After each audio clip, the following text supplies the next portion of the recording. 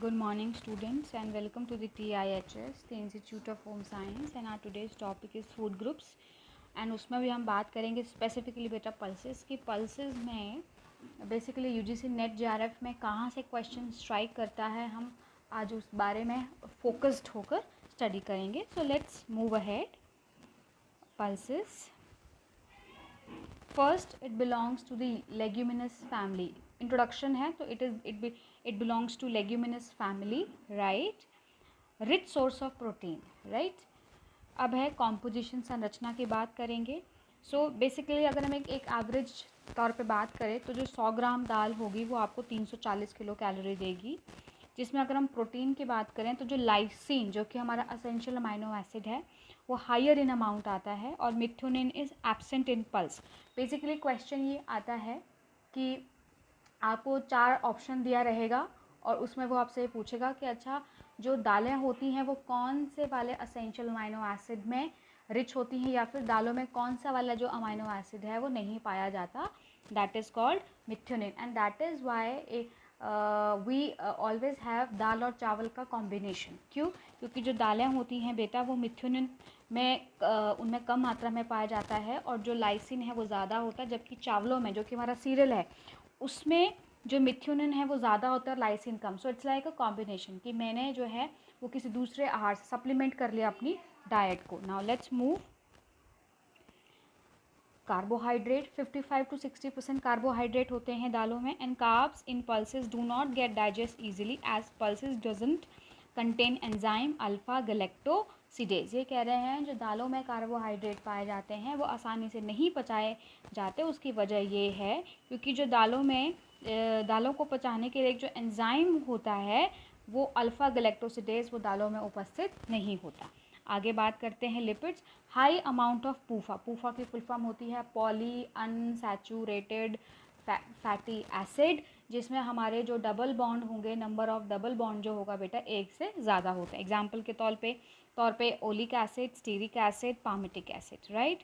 Minerals खनिज लवण की बात करेंगे. 80% of phosphorus, calcium, magnesium, potassium, iron, sodium during the time of cooking it is leached out. ठीक है. Vitamin B complex. ठीक है. आगे बात करेंगे बेटा. बेसिकली जो आपको क्वेश्चन आता है बेटा वो डाइजेस्टिबिलिटी ऑफ द पल्सेस आता है कि दालों के पाचन के बारे में, इनहिबिटर्स अवरोधक के बारे में आपसे वो क्वेश्चन पूछते हैं. सो पहला हम बात कर रहे हैं बेटा ट्रिप्सिन इनहिबिटर्स की. ठीक है जी. So let's begin.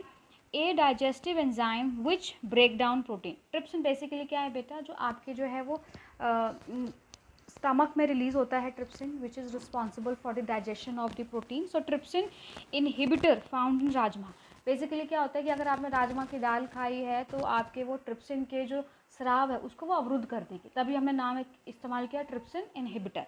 ठीक है. Which is found in rajma, Bengal gram, आपका cowpea, soybean, kesari dal and peas. जिसकी वजह से क्या होता है दालों का जो डाइजेशन है उसमें जो प्रोटीन है उसका डाइजेशन प्रॉपर्ली नहीं होता. आगे बढ़ेंगे बेटा. उसके बाद है phytic acid found in cereals and pulses which also inhibit the digestion. ठीक है. आगे बात करते हैं dehusking and decortication. As a word is saying मतलब छिलका उतारना. ठीक है. आपको पता है मूंग की दाल भी 3 प्रकार से आपको मार्केट में मिलती है. एक साबुत मूंग दाल होती है, एक धुली हुई होती है और एक छिलके वाली होती है, राइट. सो छिलका उतार देना. जब आपको क्या बोलते हैं पेट दर्द होता है तो आपको खिचड़ी खाने को बोलते हैं, तो हम उस टाइम यही कहते हैं कि आप धुली हुई मूंग दाल की खिचड़ी खाओ, राइट. क्योंकि हमें पता है क्योंकि उसका छिलका उतर जाता है तो डीहस्किंग हो गई है तो मतलब फाइबर कंटेंट कम हो गया है. तो जिसकी वजह से आपको वो फाइबर कंटेंट कम हो जाने की वजह से क्या है कि आपको मोशन जो होगा वो बार बार नहीं होगा, राइट. सो जो बेटा एरो डाउनवर्ड है, नीचे की डायरेक्शन में बना है, इसका मतलब यह है कि वो चीज़ डिक्रीज है और जो एरो ऊपर की तरफ है मतलब वो चीज़ बढ़ रही है, right. So decrease oligosaccharide and phytic acid. जब हम डीहस्किंग या छिलका उतार देते हैं तो ओलिगोसैकेराइड का कंटेंट कम हो जाता है, फाइटिक एसिड का कंटेंट कम हो जाता है और जिसकी वजह से क्या होगा प्रोटीन की जो डाइजेस्टिबिलिटी है वो बढ़ जाएगी. डीहस्किंग अकर इम्प्रूव द टेक्सचर. ठीक है. कई बार कुछ चीज़ें देखने में डीहस्किंग की वजह से जो होता है उनका जो टेक्सचर होता है वो इम्प्रूव हो जाता है और जो क्वालिटी होती है खाने की वो भी बढ़ जाती है. कैसे? क्योंकि बेटा छिलका जो उतरी हुई चीज़ें आप खाते हैं एग्जाम्पल के तौर पर जब आप स्प्राउट्स खाते हो उसका छिलका उतर जाता है ना, तो मीन्स क्या है, अब आपकी बॉडी को कम मशक्क़त करनी पड़ेगी उसको डाइजेस्ट करने के लिए। आगे बढ़ते हैं बेटा। सोकिंग, भिगोना। आप दालें घरों में भिगो कर ही पकाते हो और हमें उससे ये भी पता है कि दालों को भिगोकर पकाने से हमारा ईंधन भी कम लगता है, हमारे पैसे की बचत भी होती है और उनको पचाना भी आसान होता है। Decrease the oligosaccharide and phytic acid content और इट मेक्स पल्सेस टेंडर। दालें आसानी से गल जाती हैं। आगे बढ़ेंगे बेटा। जर्मिनेशन, अंकुरण। आपको पता है कि दालों को हम 24 घंटे के लिए जो है मसलिन क्लॉथ में एक सोक करने के बाद उसको मसलिन क्लॉथ में 24 घंटे किसी भी दाल को पहले पानी में भिगो कर रखेंगे, अगले दिन उस पानी को निथार करके हमारा जो चना है या साबुत मूंग की दाल है हम उसे एक मसलिन क्लॉथ में हम बांध के कहीं टाई अप करके रख देते हैं। पर हमें ये मेक श्योर करना होता है कि जो हमारा मसलिन क्लॉथ है बेटा वो नमी दे, क्योंकि बेटा पौधे को उस अंकुरण को फूटने के लिए उसको नमी चाहिए, पानी चाहिए, तो वो कहाँ से लेगा, उस गीले कपड़े से लेगा, राइट। अब क्या फ़ायदे हैं अंकुरण के। Decrease the phytic acid content, trypsin के इनहिबिटर को कम कर देता है और ओलिगोसैकेराइड की डाइजेस्टिबिलिटी बढ़ जाती है। Increase the minerals like iron and vitamin like V and J. ये क्वेश्चन आपको पेपर में आया हुआ है कि जर्मिनेशन से कौन से जो मिनरल्स हैं बढ़ जाते हैं, तो आप बोलोगे कि आयरन बढ़ जाता है और विटामिन में आपके बी और सी का कंटेंट बढ़ जाता है। And removal of the BOAA, beta oxalyl amino alanine, ठीक है, एंड इंक्रीज दी डाइजेस्टिबिलिटी, ठीक है जी।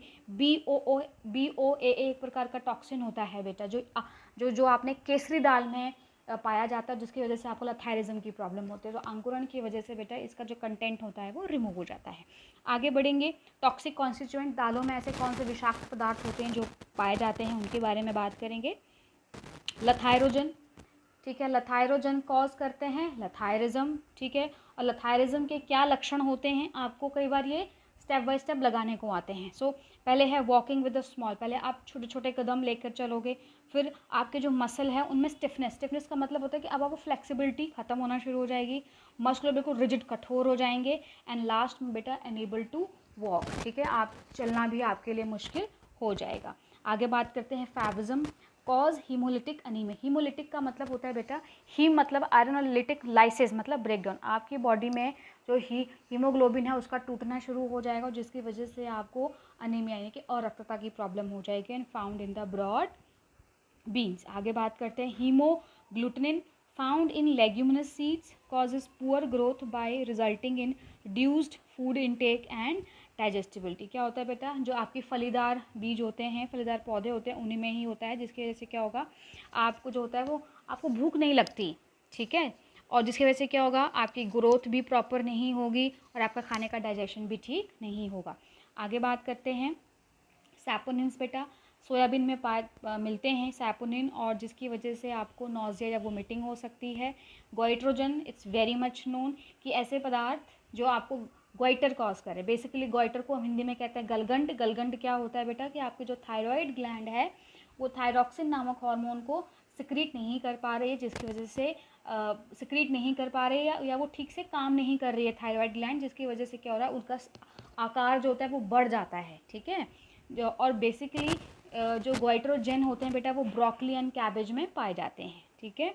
आगे बात करेंगे टैनिन्स, जो एक प्रकार का पॉलीफिनोलिक कंपाउंड है, interfere in the iron absorption, trypsin and vitamin B, and found in rajma, black gram and soybean, right, and even your tea also. That is why we always says कि जब भी आप खाना खाते हैं उसके जस्ट बाद चाय मत लें, क्योंकि आपके आयरन का अब्जॉर्प्शन हिंडर हो जाएगा।